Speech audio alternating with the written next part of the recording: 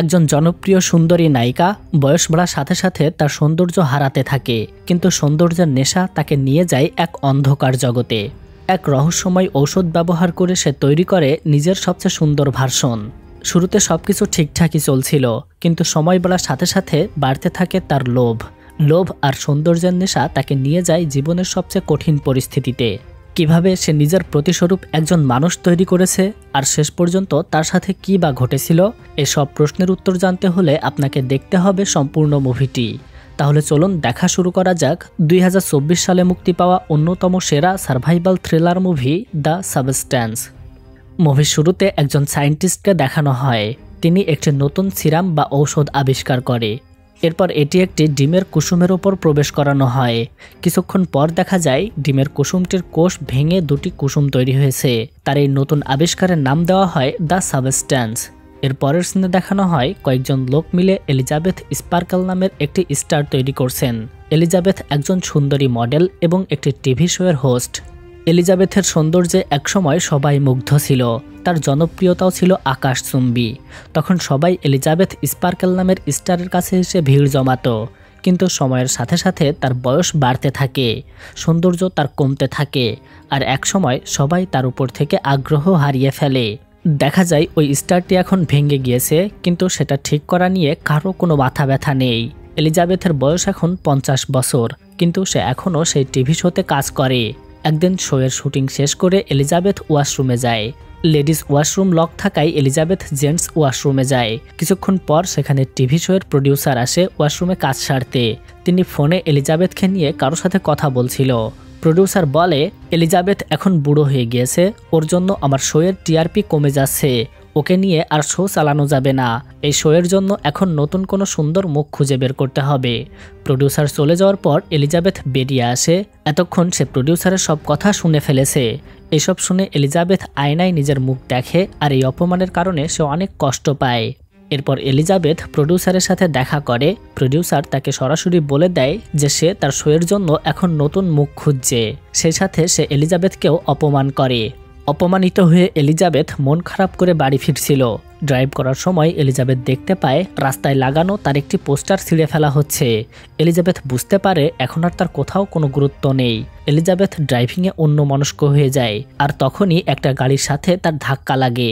এই অ্যাক্সিডেন্টের পর এলিজাবেথকে হসপিটালে নিয়ে আসা হয়। ডাক্তার বলে তার লাক ভালো ছিল, তাই এত বড় অ্যাক্সিডেন্ট হওয়ার পরেও তার কোনো ক্ষতি হয়নি। ডাক্তার বলে সে ছোটবেলায় এলিজাবেথের অনেক শো দেখেছে। এলিজাবেথ তার পছন্দের একজন নায়িকা ছিল। এইসব শুনে এলিজাবেথের মন আরও খারাপ হয়ে যায়। সে প্রচণ্ড কাঁদতে থাকে।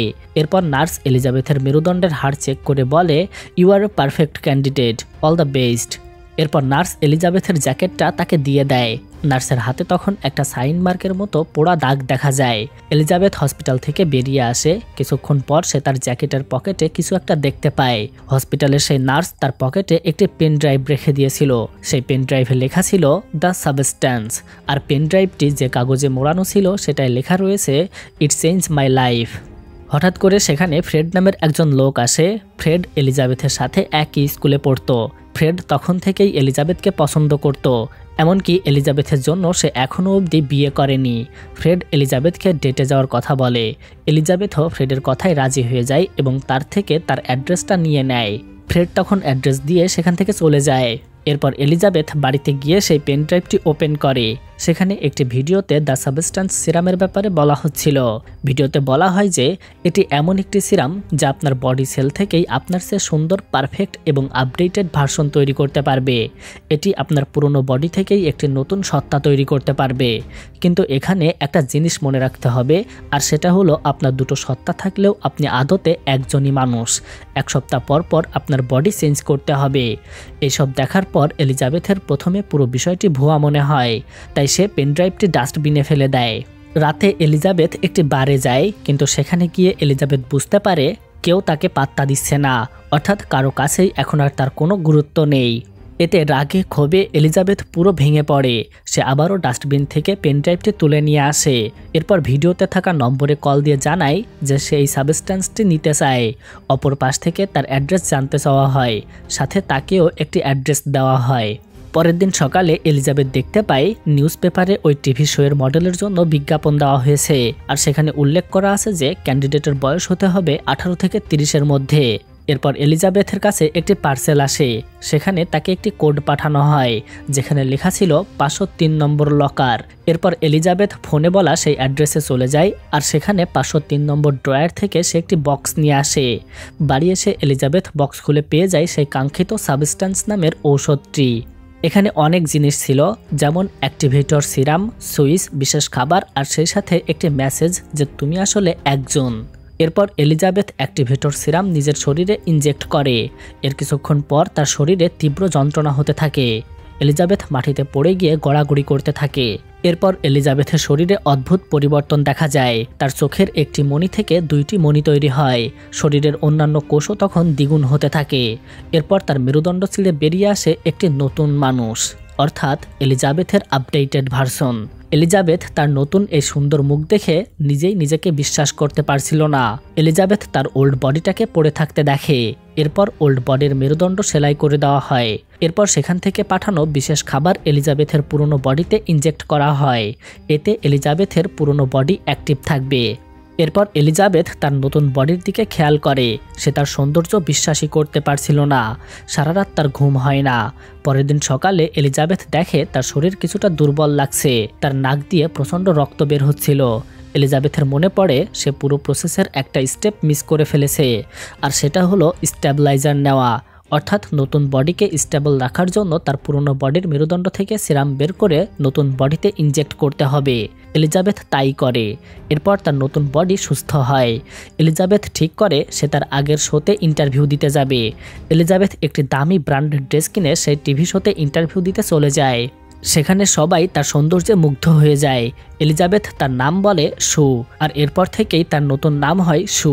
শোয়ের প্রডিউসার শুকে দেখার সাথে সাথেই তাকে শোয়ের জন্য ফাইনাল করে ফেলে। প্রডিউসার তার অনেক প্রশংসা করছিল। এতে শু মনে মনে খুবই খুশি হয় যে প্রডিউসার তাকে চাকরি থেকে বের করে দিয়েছিল সেই এখন তার প্রশংসা করছে। সবকিছু ওই সাবস্ট্যান্সের জন্যই সম্ভব হয়েছে। এদিকে শুয়ের 1 সপ্তাহ পর পর বডি চেঞ্জ করতে হবে, তাই সে প্রডিউসারকে বলে যে তার মা প্রচণ্ড অসুস্থ, এ কারণে সে মাসের মধ্যে 2 সপ্তাহ কাজ করতে পারবে না। প্রডিউসার তো শুয়ের সৌন্দর্যে তখন মুগ্ধ ছিল, তাই সে শুয়ের সব শর্ত মেনে নিয়ে তাকে শোয়ের জন্য ফাইনাল করে ফেলে। এরপর থেকে শুরু হয় শুয়ের নতুন জীবন। সে একের পর এক টিভিতে শো করতে থাকে। শুটিং, ফটোশ্যুট, অ্যাড, প্রোগ্রাম সবকিছু মিলিয়ে তার জীবনের ব্যস্ত সময় কাটছিল। চারিদিকে তার জনপ্রিয়তা ধীরে ধীরে ছড়িয়ে পড়তে থাকে। একদিন যেই পোস্টার থেকে এলিজাবেথের ছবি ছিঁড়ে ফেলা হয়েছিল, আজ সেখানে নতুন করে শুয়ের ছবি বসানো হয়েছে। তার ফ্যান ধীরে ধীরে বাড়তে থাকে।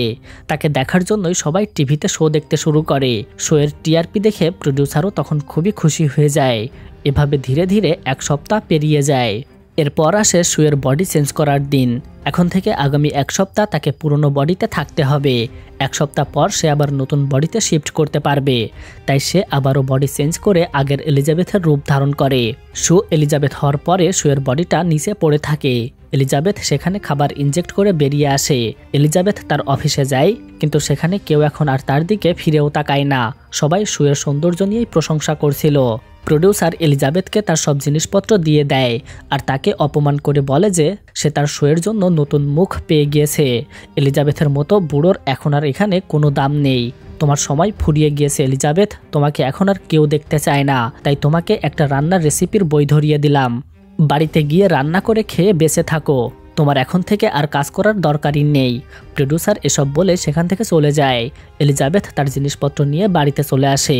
এই সব কিছু নিয়ে এলিজাবেথের মন খারাপ ছিল, কিন্তু সে জানে যে শুর প্রশংসায় সবাই মত্ত হয়ে আছে সে আসলে এলিজাবেথ নিজেই। এলিজাবেথ যেমন এখন সবার কাছে গুরুত্বহীন হয়ে গিয়েছে, তেমনি শু সবার কাছে গুরুত্বপূর্ণ। এরপর সে একদিন করে 1 সপ্তাহ পর্যন্ত দিন গুনতে থাকে। এভাবে 1 সপ্তাহ কেটে যায়। এলিজাবেথের কাছে আবারও সাবস্ট্যান্স অফিস থেকে পার্সেল আসে। সেখানে বলা হয় যে তার পরবর্তী সপ্তাহের অ্যাক্সেসরি চলে এসেছে। এলিজাবেথ আবারও সেই অ্যাড্রেসে গিয়ে প্রয়োজনীয় জিনিসপত্র এবং নতুন খাবার নিয়ে আসে, যেগুলো পরের সপ্তাহ পর্যন্ত তার বডিকে অ্যাক্টিভ রাখবে। এরপর সে আবার তার নতুন বডি শুতে রূপান্তরিত হয়ে যায়। বডি চেঞ্জ করার পর শু চিন্তা করে এলিজাবেথের বডির কোনো একটা ব্যবস্থা করতে হবে। তাকে এভাবে এখানে ফেলে রাখা অনেক রিস্কি হয়ে যায়। তাই শু একটি সিক্রেট রুম তৈরি করার সিদ্ধান্ত নেয়। নেয়। সে যখন সিক্রেট রুম তৈরি করছিল তখন সেই আওয়াজে প্রতিবেশীদের অসুবিধা হচ্ছিল।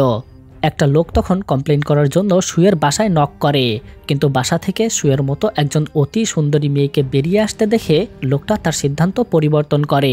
সে কমপ্লেন করার বদলে উল্টো সুকে সাহায্য করার কথা বলে। সুকে ডিনারের জন্য সে ইনভাইটও করে।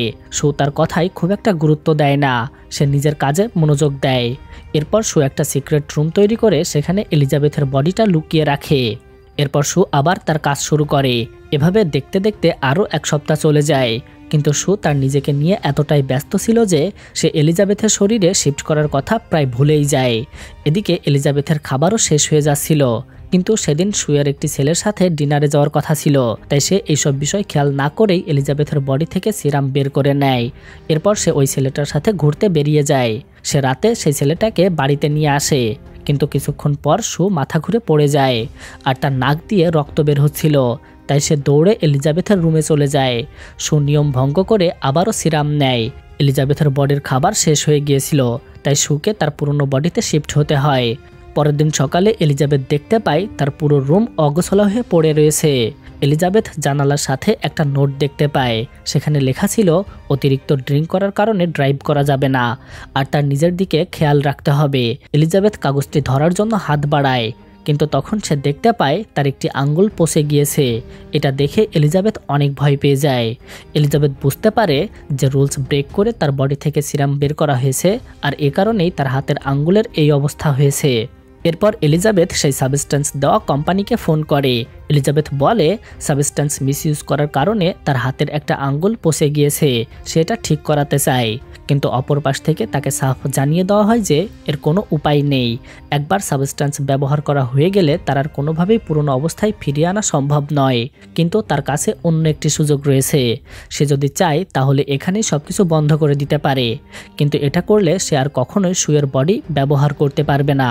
তাকে এই এলিজাবেথের বৃদ্ধ চেহারা আর পচে যাওয়া আঙ্গুল নিয়েই আজীবন বেঁচে থাকতে হবে। এলিজাবেথ তাকে বোঝানোর চেষ্টা করে বলে যে সু ড্রিঙ্ক করেছিল, তাই নেশার ঘরে সবকিছু সে ভুল করে ফেলেছে। কিন্তু অপর পাশের লোকটি তাকে ধমক দিয়ে বলে তোমাকে আগেই রুলসের কথা বলা হয়েছে, তোমাকে মাথায় রাখতে হবে যে এলিজাবেথ এবং সু একজনই আর এটা তোমার বডি। দুটো বডির মধ্যে ব্যালেন্স করতে না পারলে তোমাকে পস্তাতে হবে। এই বলে লোকটা ফোনটা কেটে দেয়। এরপর এলিজাবেথকে এভাবেই তার পচে যাওয়া আঙ্গুল নিয়ে থাকতে হয়। এভাবে আবারও এক সপ্তাহ কেটে যায়। আবার সাবস্টেন্স কোম্পানি থেকে তার প্রয়োজনীয় জিনিসপত্র পাঠানো হয়। এলিজাবেথ সেগুলো নিয়ে আসে, কিন্তু রাস্তার মধ্যে তার হঠাৎ করে মনে হতে শুরু করে কেউ যেন তাকে ফলো করছে। তাই এলিজাবেথ দৌড়ে গিয়ে একটি রেস্টুরেন্টে ঢোকে। সেখানে একজন বয়স্ক মানুষ তাকে লক্ষ্য করে বলে 7 ডেজ। এটা শুনে এলিজাবেথ প্রথমে কিছুই বুঝতে পারে না। এরপর এলিজাবেথ দেখতে পায় এই বয়স্ক মানুষটির হাতে একটা পোড়া দাগ আছে। এলিজাবেথের মনে পড়ে যায় সে এর আগেও এরকম দাগ দেখেছে, যেটা ছিল ওই হসপিটালের নার্সের, যেই নার্স তাকে সাবস্টেন্সের সন্ধান দিয়েছিল। এরপর ওই বয়স্ক লোকটি তাকে বলে যে সেও এই সাবস্টেন্স ওষুধ নিয়েছিল। সাবস্টেন্স নেওয়ার ফলে সে তার যৌবনের সৌন্দর্য ফিরে পেয়েছিল, কিন্তু সে এটার মধ্যে ব্যালেন্স করতে পারেনি। তার নতুন বডির লোভের কারণে আজ তার এরকম দশা হয়েছে। বয়স্ক লোকটি এলিজাবেথকে এই সাবস্টেন্স নেওয়ার ব্যাপারে সাবধান করে। তিনি বলেন তোমার নতুন বডি তোমাকে ধীরে ধীরে খাওয়া শুরু করবে, এরপর তুমি একেবারে শেষ হয়ে যাবে। এসব শুনে এলিজাবেথ ভয় পেয়ে সে রেস্টুরেন্ট থেকে পালিয়ে আসে। এরপর এলিজাবেথ বাড়ি ফিরে নিজেকে নিয়ে ভাবতে থাকে। সে তার এই চেহারা নিয়ে খুশিই থাকতে চায়। এরপর এলিজাবেথ তার ব্যাগ থেকে একটা অ্যাড্রেস খুঁজে বের করে, যেটা তার ছোটবেলার বন্ধু ফ্রেড তাকে দিয়েছিল। এলিজাবেথ সিদ্ধান্ত নেয় সে ফ্রেডের সাথে ডেটে যাবে আর সুয়ের কথা ভুলে গিয়ে সে বাকি জীবনটা ফ্রেডের সাথেই কাটিয়ে দেবে।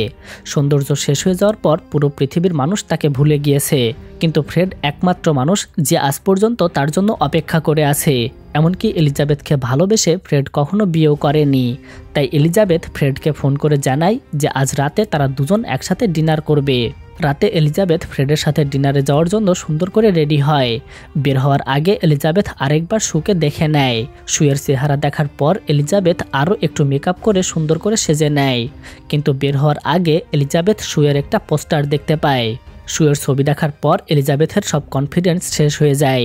এলিজাবেথ ফিরে এসে আয়নায় নিজের মুখ দেখে, কিন্তু নিজের এই অসুন্দর চেহারা এলিজাবেথ কিছুতেই সহ্য করতে পারছিল না। সে তার মুখের মেকআপ নষ্ট করে ফেলে আর তার ফ্রেডের সাথে দেখা করতে যাওয়া হয় না। অন্যদিকে ফ্রেড তার জন্য অপেক্ষা করছিল। ফ্রেড একের পর এক তাকে মেসেজ দিয়েই যাচ্ছিল, কিন্তু এলিজাবেথ তার সাথে কোনো কথা বলে না। রাগে দুঃখে এলিজাবেথ অনেক বেশি খাবার খেয়ে ফেলে। এরপর সে আবারও শুয়ের বডিতে শিফট হয়ে যায়। পরের দিন সকালে শুটিংয়ে যায়, কিন্তু সেখানে তার বডিতে অদ্ভুত কিছু পরিবর্তন দেখা যায়। তাই শুটিং ছেড়ে সে দৌড়ে ওয়াশরুমে চলে যায়।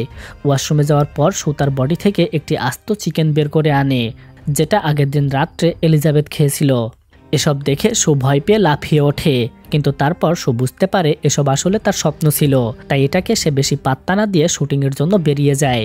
কিন্তু শুটিং সেটে গিয়ে দেখতে পায় সেখানে সবকিছু গুছিয়ে ফেলা হচ্ছিল। এসব দেখে সে জানতে চায় কি হচ্ছে। শুটিং স্পটে থাকা একটি লোক তাকে জানায় যে আজ থেকে এখানে আর শুটিং হবে না। এটা শুনে তো পুরোপুরি ঘাবড়ে যায়। গিয়ে প্রডিউসারের সাথে দেখা করে, কিন্তু প্রডিউসার তাকে আরও শকিং নিউজ দেয়। প্রডিউসার বলে যে তার কারণেই এই টিভি শোয়ের টিআরপি আগের থেকে কয়েক গুণ বেড়ে গিয়েছে, আর এই শোটা একটা ফেমাস টিভি শোতে পরিণত হয়েছে। তাই প্রডিউসার কে নিউ ইয়ারের শোতে গেস্ট হিসেবে যেতে বলে।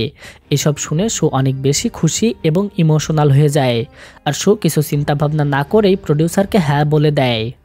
নিউ ইয়ার শোতে যেতে রাজি তো হয়ে গিয়েছিল, কিন্তু তার মনেই ছিল না যে নিউ ইয়ারের দিনে তার বডি শিফটিংয়ের দিন। এর ক্যারিয়ারের জন্য এই শোতে যাওয়া খুব ইম্পর্টেন্ট ছিল। তাই এবার লোভের বশে এলিজাবেথের বডি থেকে এক্সট্রা সিরাম বের করে আনে। এর জনপ্রিয়তা বাড়ছিল, আর সেই সাথে বাড়ছিল তার ব্যস্ততা। এর নিজের বডিতে থাকার লোভও বাড়তে থাকে। সে এলিজাবেথের কথা ভুলে গিয়ে তার বডি থেকে একের পর এক সিরাম বের করতে শুরু করে। এভাবে অনেক দিন চলে যাওয়ার পর এলিজাবেথের বডিতে শিফট করে। এলিজাবেথ উঠে দেখতে পায় সে এখন আরও বয়স্ক হয়ে গিয়েছে। নিয়ম মেনে সিরাম বের না করার কারণে এলিজাবেথের শরীরের এক পাশ পুরোপুরি পচে গিয়েছে। এলিজাবেথ তার এই অবস্থা দেখে চিৎকার করে ওঠে। এলিজাবেথ সাবস্ট্যান্স কোম্পানিকে ফোন দেয়। সে কে নিয়ে অনেক কথা বলে। তার ব্যালেন্স ঠিক রাখছে না, এই বলে সে কোম্পানিকে অভিযোগ করে। কিন্তু কোম্পানি থেকে স্পষ্ট জানিয়ে দেওয়া হয় যে আপনি একজনই মানুষ, সুনামের কেউ এই পৃথিবীতে নেই। সে আপনারই আরেকটি রূপ, তাই আপনি তাকে কিছুই করতে পারবেন না। তবে আপনি চাইলে সাবস্ট্যান্স নাও বন্ধ করে দিতে পারেন, কিন্তু এতে আপনি এখন যেরকম অবস্থায় আছেন আপনাকে সেভাবেই সারা জীবন থাকতে হবে। এসব শুনে এলিজাবেথ অনেক রেগে যায়। সে প্রডিউসারের দেওয়া সেই রেসিপির বইটা বের করে আর উদ্ভট সব রান্না করতে শুরু করে। তখন টিভিতে এর নিউ ইয়ারের শো চলছিল। সেখানে ভাব এবং কথা বলার ধরন দেখে এলিজাবেথ অনেক বেশি রেগে যায়। কে হোস্ট এলিজাবেথের ব্যাপারে প্রশ্ন করে। তখন বলে এলিজাবেথের এখন বয়স হয়েছে, তাই তার সেরকম ডিমান্ড নেই। সবাই এখন আমার নতুন এবং সুন্দর মুখ দেখতে চায়। এটা দেখে এলিজাবেথ টিভিতে এর মুখের উপর ডিম ছুঁড়ে মারে। এলিজাবেথ চিৎকার করে বলে আমি ছাড়া তোর কোনো মূল্য নেই। এলিজাবেথ হিতাহিত জ্ঞান হারিয়ে পুরো ঘর লণ্ডভণ্ড করে রাখে। এর সব পোস্টার সে ছিঁড়ে ফেলে। এরপর এলিজাবেথ আবারও এর বডিতে শিফট করে। উঠে ঘরের এরকম পরিবেশ দেখে এলিজাবেথের ওপর অনেক রেগে যায়, আর এলিজাবেথের বডি থেকে একসাথে 3 মাসের সিরাম বের করে নেয়। টানা 3 মাস বডি শিফট করে না। এতদিনে অনেক পপুলার হয়ে গিয়েছে, সব জায়গায় তার নাম ছড়িয়ে পড়েছে।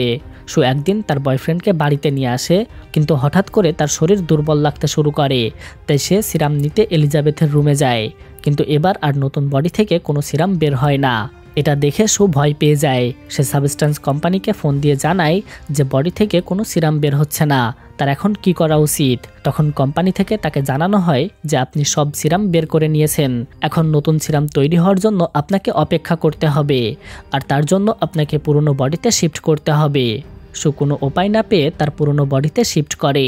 এসব শব্দ শুনে এলিজাবেথের বয়ফ্রেন্ড ওয়াশরুমের দিকে যায়, কিন্তু তখন সেখানে ছিল এলিজাবেথের বৃদ্ধ শরীর।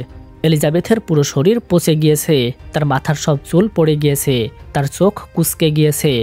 এক কথায় তাকে ভয়ঙ্কর কোনো মনস্টারের মতো দেখতে লাগছিল। এলিজাবেথ তখন ওয়াশরুমের দরজা বন্ধ করে দেয়, আর বৃদ্ধ মানুষের আওয়াজ পেয়ে এর বয়ফ্রেন্ড ভয় পেয়ে সেখান থেকে পালিয়ে যায়। এরপর এলিজাবেথ কোম্পানিতে ফোন দিয়ে জানায় যে সবকিছু এখানেই সে বন্ধ করতে চায়। সে আর এক মুহূর্তের জন্য এর সাথে থাকবে না। এর জন্যই তার আজ এই অবস্থা হয়েছে। কোম্পানি থেকে তাকে টার্মিনেশন সাবস্ট্যান্স নিয়ে যেতে বলা হয়। এলিজাবেথ তার পুরো শরীর ঢেকে ফেলে, এরপর লুকিয়ে লুকিয়ে গিয়ে টার্মিনেশন সাবস্ট্যান্স নিয়ে আসে। এলিজাবেথ অনেক কষ্টে নিজের মনকে বুঝিয়ে এর বডিতে টার্মিনেশন সাবস্ট্যান্স ইনজেক্ট করে দেয়, কিন্তু ইনজেকশনটা অর্ধেক শেষ হতেই এলিজাবেথের মনে হয় কে বাঁচিয়ে রাখা উচিত। এলিজাবেথ বলে পুরো পৃথিবীর মানুষ তোমাকে ভালোবাসে, তুমি এভাবে মরতে পারো না, তোমার এখনো অনেক কিছু অ্যাচিভ করার আছে, তোমাকে আরও সাকসেসফুল হতে হবে। এসব বলে এলিজাবেথ টার্মিনেশন ইনজেকশনটা উঠিয়ে নেয়, কিন্তু ততক্ষণে অর্ধেক ইনজেকশন শুয়ের শরীরে প্রবেশ হয়ে গিয়েছে। এলিজাবেথ শুকে জাগানোর চেষ্টা করে, কিন্তু শু উঠছিল না। এলিজাবেথ ভাবে সে বডি শিফট করবে, কিন্তু শুয়ের শরীরে কোনো সিরাম নেই। তাই এলিজাবেথ তার শরীর থেকে সরাসরি সিরাম নিয়ে শুয়ের শরীরে ইনজেক্ট করে। আর এরপর ঘটে এক অবিশ্বাস্য ঘটনা। শুয়ের জ্ঞান ফিরে আসে আর এলিজাবেথ এবং শু একই সময়ে একসাথে অবস্থান করে। শু এলিজাবেথকে দেখে ভয় পেয়ে যায়। সে প্রথমে বুঝতে পারে না যে এখানে কি হচ্ছে, কিন্তু নিচে পড়ে থাকা অর্ধেক টার্মিনেশন ইনজেকশনটা দেখে শুয়ের আর বুঝতে বাকি থাকে না যে এলিজাবেথ তাকে মারার চেষ্টা করেছিল। শু অনেক বেশি রেগে যায় আর এলিজাবেথের দিকে তেড়ে আসে। এলিজাবেথ দৌড়ে পালাচ্ছিল, কিন্তু শু তাকে ধরে ফেলে আর তাকে ইচ্ছে মতো মারতে থাকে। মারতে মারতে এক পর্যায়ে শু এলিজাবেথকে মেরে ফেলে। এলিজাবেথকে মারার পর শু বুঝতে পারে সে আসলে কত বড় ভুল করে ফেলেছে, কারণ শু এখন আর এলিজাবেথের বডি থেকে স্টেবিলাইজার সিরাম বের করতে পারবে না, আর স্টেবিলাইজার ছাড়া শুয়ের বেঁচে থাকা অসম্ভব। কিন্তু শু সেসবের পরোয়া না করে বেরিয়ে আসে। আজ তার জীবনের সবচেয়ে গুরুত্বপূর্ণ দিন। আজ তাকে তার এতদিনের কাজের জন্য অ্যাওয়ার্ড দেওয়া হবে। শু তখন শোয়ের জন্য খুব সুন্দর করে সেজে রেডি হয়। কেউ তার দিক থেকে চোখ সরাতে পারছিল না, কিন্তু কিছুক্ষণ পরেই শু তার শরীরের অস্বাভাবিক কিছু দেখতে পায়। শু ওয়াশরুমে চলে আসে। ওয়াশরুমে যাওয়ার পর শু দেখতে পায় তার মুখের মধ্য থেকে দুটি দাঁত খুলে এসেছে। এটা দেখে শু অনেক ভয় পেয়ে যায়। সে বুঝতে পারে এলিজাবেথ মরে যাওয়ার কারণে তার এই অবস্থা হচ্ছে। শু দৌড়ে ওয়াশরুম থেকে বেরিয়ে আসে। সে বাড়িতে যাওয়ার জন্য ছুটতে থাকে, কিন্তু হঠাৎ শোয়ের প্রডিউসার তার সামনে আসে আর তার সাথে আরও অনেকজন লোক এসেছিল। প্রডিউসার তাকে হাসতে বলে, কিন্তু শুয়ের পক্ষে তা করা ছিল অসম্ভব। শু অনেক কষ্টে ম্যানেজ করে সেখান থেকে বেরিয়ে যায়, কিন্তু লিফট দিয়ে নামার সময় তার হাত থেকে নখ খুলে পড়ে যেতে থাকে। তার একটি কান ছিঁড়ে পড়ে যায়। শুয়ের শরীর পুরো যন্ত্রণায় ফেটে যাচ্ছিল। শু তার চিন্তা করার ক্ষমতাটাও হারিয়ে ফেলে। সে দৌড়ে বাড়িতে যায়, কিন্তু স্টেবিলাইজার সিরাম নেওয়ার কোনো উপায় ছিল না। শুয়ের মনে পড়ে কোম্পানি থেকে দেওয়া অ্যাক্টিভেটর সিরামের কিছুটা বেঁচে গিয়েছিল, কিন্তু সেখানে লেখা ছিল এটা শুধুমাত্র একবারই ব্যবহার করা যাবে। শু সেসবের পরোয়া না করে সিরাম ইনজেক্ট করে নেয়। এরপর তার পিঠ ছিঁড়ে এক মনস্টার আকৃতি বেরিয়ে আসে, যার হাত পা মুখ এক এক দিকে বিকৃত অবস্থায় ছিল। শুয়ের মস্তিষ্ক কাজ করছিল না, কিন্তু সে এত কিছুর মধ্যেও সেই শোতে যাওয়ার জন্য ব্যস্ত হয়ে যায়। সে এলিজাবেথের একটা মুখোশ পরে শোতে উপস্থিত হয়, আর যখন তার মুখ থেকে সেই ছবিটা পড়ে যায় সব মানুষ তখন স্তব্ধ হয়ে যায়। সবাই এই দানবাকৃতি দেখে আতঙ্কে এদিক ওদিক ছোটাছুটি করতে থাকে। একজনের আঘাতে এলিজাবেথের বডিটা ব্লাস্ট হয়ে যায়। তার রক্ত গিয়ে পড়ে স্টেজের সব মানুষের গায়ে। তার শরীর ছিন্ন ভিন্ন হয়ে গলতে থাকে। এরপর সেখান থেকে এলিজাবেথের মুখ বেরিয়ে আসে, আর সেটি গিয়ে মুভির শুরুতে দেখানো সেই এলিজাবেথ স্পার্কল লেখা স্টারের ওপর পড়ে। একসময় সেটাও ছিন্ন ভিন্ন হয়ে গলে যায়, আর সেখানে পড়ে থাকে পচে গলে যাওয়া অংশটা। পরের দিন পরিচ্ছন্নতা কর্মী এসে সেই জায়গাটা পরিষ্কার করে চলে যায়। হ্যালো বন্ধুরা, এই অসাধারণ মুভিটা এখানেই শেষ হয়ে যায়। আপনার যদি এই মুভিটা ভালো লাগে তাহলে আমাদের চ্যানেলটি এখনই সাবস্ক্রাইব করুন।